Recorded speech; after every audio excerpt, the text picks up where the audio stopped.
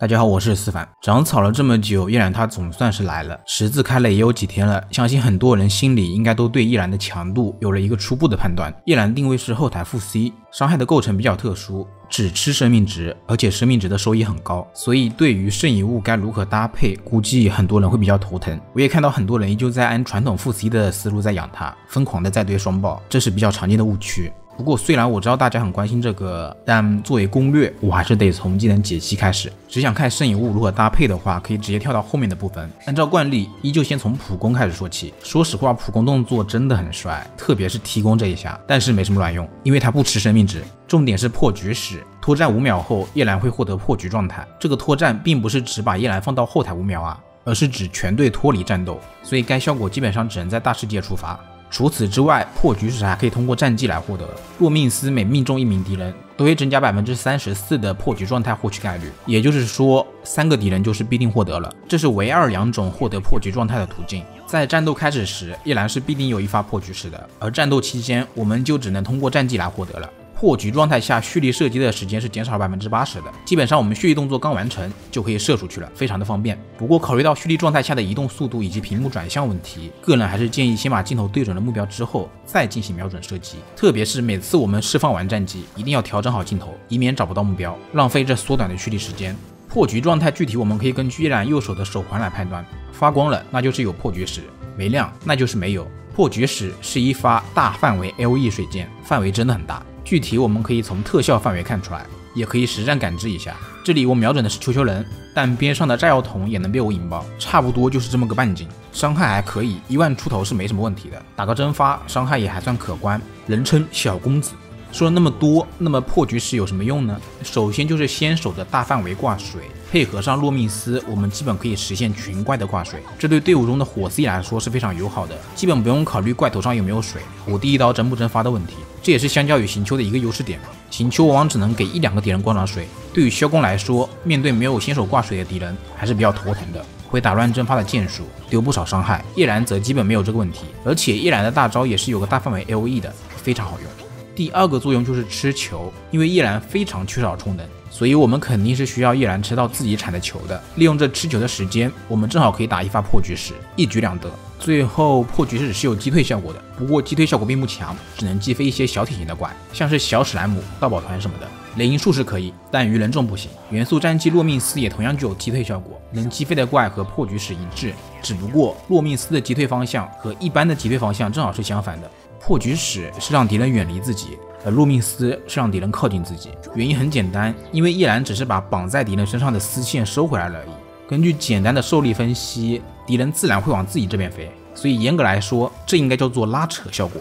才对。通过这点，我们其实可以自己小小的控制一下敌人的站位，只是实际上叶兰的战绩伤害很高，小体型怪一般来说撑不住。叶兰的元素战绩分为点按和长按，长短按的伤害相同，产球也相同，均是4颗，区别在于短按叶兰只会急走一小段的距离，但长按我们可以持续3秒，可以走更远的距离，给更多的敌人绑上洛密斯。不过需要注意，长按战绩并不会立马进入 CD， 而是会等到急走状态结束，所以长按的情况下，叶兰战绩的 CD 是会相应延长的。急走状态下的叶兰是可以无视非大型怪的碰撞体积的，也就是说可以穿过去，很大程度上优化了战绩的手感。毕竟急走状态下的叶兰和早柚、莫纳神里一样，都是会卡地形和碰撞体积的，所以无视非大型怪的碰撞体积这点还是很重要的。然后急走状态下的叶兰是可以恢复体力的，这点对于大世界赶路来说真的很爽。再加上破局时和洛密斯的伤害，谁用谁知道。我愿称叶兰为大世界的新神。最后关于大世界还有一点，我们平时应该都遇到过，就是在水位比较深的地方，我们是无法进行冲刺的。叶兰也同理，在该种地形下，我们是无法做到长按急走的，只能做出短按的效果，长按的急走状态是会被强行打断的。不过毕竟这种地形也不多，没什么大影响。最后关于急走状态，我们只能通过普攻、跳跃、冲刺和再按一次战绩来取消。蓄力射击和大招是无法直接取消的，不能立马接其他技能打伤害，这点还是没那么友好的。洛密斯是具有一定的高度判定的，像是石柱上的岩萨满以及高度比较低的平台上的敌人都是会吃到洛密斯的效果的，但像丘丘人哨塔这种高度的建筑就不行了。看到有人说洛密斯可以把小草史莱姆从地底拉出来，但我去尝试了一下，发现很难成功。我们可以绑上，也可以铲球，但就是打不出控制和伤害。后面我又试的是大草史莱姆的儿子。冷知识，大草史莱姆是会不停地生小草史莱姆的，它会扔出种子，种子如果落在了草地上，那么就会生出小草史莱姆，水泥地上则不行。然后这些小草史莱姆有多动症，它们会探出头，或者会时不时钻出来打你一下。此时如果我们回收洛密斯，那么它是会被拉出来的，但它在地里就不行了。然后假如我们直接把大草史莱姆杀了，那么这些小的自己也会一并死去，所以实际上我们拉不出来，只不过是你把他妈杀了，所以产生了可以拉出来的假象。怎么感觉像是在骂人呢？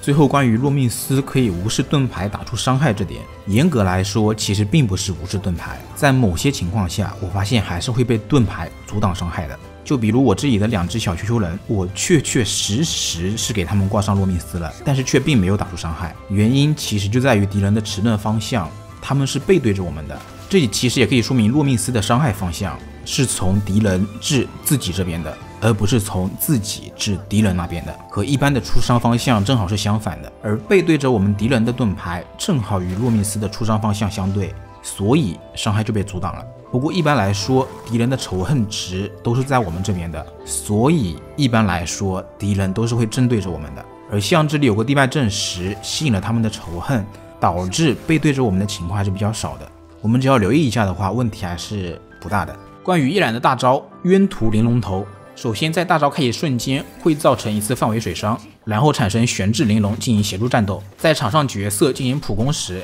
玲珑会进行协同攻击，判定和行修大招是一样的，只需要做出普攻动作即可。协同攻击至多1秒1次，一次是3件伤害，遵循 2.5 秒以及2次间隔的元素附着规律，所以每次只有地剑可以上水，1秒1次落水附着。顺便这里我也把叶兰其他伤害的元素附着强弱给讲了吧。破局时落水附着，洛密斯落水附着，大招开启伤害强水附着。总的来说，叶兰的上水能力还不错，大招开启时的强水也可以让火 C 稳定打出蒸发，但后续的上水相比买命的行秋就比较逊色了。行秋3轮的水箭分别是2、3、5，一共10发，叶兰3轮稳定3、3、3，一共9发。可别小瞧了这一发，根据14切10的判定，行秋这就多了1次附着，再加上角色身上羽连剑的附着，行秋的上水能力是要更强一些的，但也只是相较于近战吧，远程羽连剑基本上不了水，所以对于一命胡桃来说，上水还是行秋会稳定一些。不过在伤害方面，还是叶兰会更强，再加上大招的增伤是可以弥补的。零命胡桃的话 ，A 中的速度也不快，只要穿插平 A 的话就没有问题。像是萧公卢老爷的话，叶兰就会比行秋更好用了，而且也没说我们不能都上嘛。叶兰加行秋，上水加伤害兼顾。叶兰在大招期间释放洛密斯时，玲珑是会进行协同攻击的，但此次攻击只对洛密斯绑刀的最后一个敌人生效，也就是只会打1发，并不是对每个敌人都生效的。所以先大招在洛密斯的情况下，我们是会亏1、2发水箭的。实战通常还是建议先洛密斯再大招，而且叶兰大招在动画期间的能量是已经清空了的，所以是可以吃到战机的铲球的，这点不用担心。最后关于叶兰大招的加伤，只有战场角色才能吃到，不会被锁面板，切人也不会消失，持续15秒，起始1%，每过1秒加3.5%，正好在第15秒时达到50%。如果角色输出平滑的话，可以简单理解为该加伤平均为25%到30%，但实际情况是肯定做不到的。输出时间为15秒左右的战场角色目前还不存在，所以想要利用好这加伤，我们可以根据战场角色的输出情况来适当放弃前几秒叶兰的输出，比如说把叶兰放在队伍循环轴的最前面，我们先大招再洛密斯，尽量消耗时间又不亏水箭，然后再换副 C 辅助等，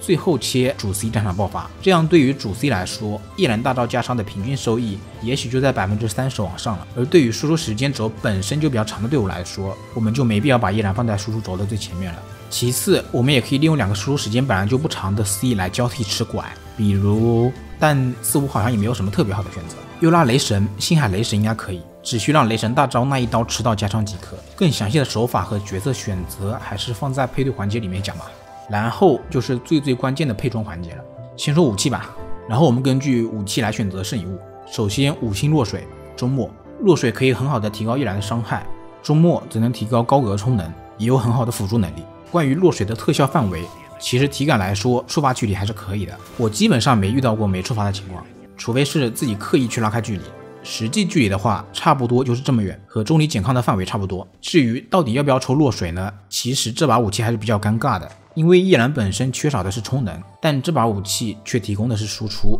所以抽了专武再不超过1命就很难受。消费陷阱，绝对是消费陷阱，大家可千万不要学我满定鬼抽专武。但同样你抽了1命，循环没问题了，不抽个专武提伤害也有点说不过去，所以平民党安先0命就好。4星推荐高精西风和祭礼，有效缓解充能压力，追求输出也可以用门云之月和绝弦，并且由于叶兰不吃攻击力，所以这2把武器都完全不需要升级，只吃武器效果即可。暗箱猎手和落霞也都可以用，但优先级不高。落霞充能副词条虽然不错，但武器效果太鸡肋了，突出一个不稳定，而且充能给的也不多，不上不下的，很尴尬。但只要圣遗物方面能弥补，也还算是一把不错的武器吧。最后依旧是由于叶兰不吃攻击力，所以3星武器也完全可以用，而且也有2把不错的武器。弹弓提供 31.2 的暴击率，换算一下就是 62.4 的爆伤，人称小落水，就是武器效果完全没有用。反曲弓，叶兰真正的专武，副词条 46.9 的生命值，只此一家，对叶兰的伤害提升很大，也能有效缓解圣遗物词条的压力，追求输出就选它。然后是圣遗物部分，首先我们需要明确的一点就是生命值对叶兰来说很重要，一定程度上是高于双爆的，你直接把生命值当成爆伤词条也完全没问题，而且是更优的。举个例子，80暴击230爆伤的情况下，生命值是3万，这里爆伤是严重溢出的，不如把爆伤词条换成生命，伤害反而会更高。比如说变成80暴击180爆伤36000的生命，当然这是带了落水才能达到的面板，非专武不用追求这个面板。再举个极端点的例子，西风叶兰60暴击120爆伤3万生命值和50暴击230爆伤加2万生命值，你们觉得谁的伤害更高？答案依旧是前者，伤害期望会来得更高。所以叶兰的圣遗物词条我们一定要重视生命值，其次是暴击率，最后才是爆伤。给几个标准好了，60-120加3万，70-150加3万3， 80-200加3万7。然后在此基础上我们再来说圣遗物，一共有5种选择，4绝缘、4宗室、2水2千岩、2水2宗室、2千岩2宗室，各有优劣。其中3种2+2之间的大招伤害差距很小，所以更推荐通用的2水2千岩。根据不同的武器选择，叶兰各部位的主词条选择也是有差异的。唯一可以确定的是杯子，水上杯绝对是最好的，生命杯可以拿来过渡。假如我们用的是落水，追求输出就生命杀暴击头，追求循环则选择充能杀，此时头部优先选择生命，生命的收益会来得更高。假如你用的是周末、西风、祭礼、门云、绝弦、暗箱猎手和落霞，追求输出就生命杀暴击爆伤头，追求循环则充能杀生命头。假如你用的是弹弓，追求输出就生命杀加爆伤头，追求循环则充能杀生命头。如果你用的是反曲弓，追求输出就生命杀加暴击爆伤头，追求循环则充能杀加暴击爆伤头。最后再次强调，叶兰的生命值收益很高。上面我没有推荐生命杀加生命头的原因是因为我默认你们的副词条是有生命的。总之叶兰生命值必须管够。关于充能，即便是追求输出的叶兰，充能也必须达到150、160这样。追求循环的话，充能就得210往上了，越高越好。如果用的是西风和祭礼，则可以适当降低充能的要求，降个差不多 30% 吧。叶兰必须追求双翼加环境和队友产球能充满，单水队伍充能必须210往上，双水队伍里则可以放宽需求160即可。更详细的还是放到具体队伍里说吧。队伍搭配的话，叶兰还是有很多种选择的。一般来说，行丘能去的队伍它都能去。首先就是叶兰单水加火 C 的队伍，钟离、萧公或迪卢克、叶兰、班尼特，这个队伍输出手法没什么好说的，只需要注意萧公的站位不要离怪太远即可。然后关于叶兰的充能，这个队伍由于主 C 和班尼特的大招循环都没有什么问题，而钟离只负责套盾，所以对叶兰来说循环是很困难的，因为没什么多余的时间给到叶兰。在叶兰双翼结束之后，就立马开启队伍的第2轮循环了，而当过了2轮之后，我们就会发现叶兰的循环跟不上了。个人非常不推荐叶兰去追求单翼自循环，那样舍弃的伤害实在是太多了，而且充能是个无底洞。个人认为在该队里，叶兰能够循环2到3轮其实就可以了，只要伤害足够的话，牺牲一点循环也不是不行。然后就是叶兰加行丘的玩法了，叶兰加行丘几乎可以搭配所有的火 C。 充能手法的话，首先行丘必须带祭礼剑，然后叶兰保证至少150的充能。叶兰先手 EQ 开大，吃到自己的球，然后切行丘 Q1E， 第一次 E 的产球给自己，第2次的 E 切叶兰吃球，然后就可以切主 C 分网输出了。要点其实就是把行丘的1次产球分给叶兰吃，这样循环方面就完全没有问题了。问题就是叶兰大招的水剑输出会浪费不少，所以这里的手法其实还是可以优化的，当做参考即可。或者叶兰充能也可以堆高点，除了火 C 呢，我们也可以把夜兰拿来搭配星海玩感电，不过由于这两人的自冲都不太行，所以小艾米可以适当的换成雷神。由于感电队并不是我的领域所在，所以就不演示了。然后是夜兰雷火队，个人比较推荐雷神，可以给全队队友提供25以上的能量回复，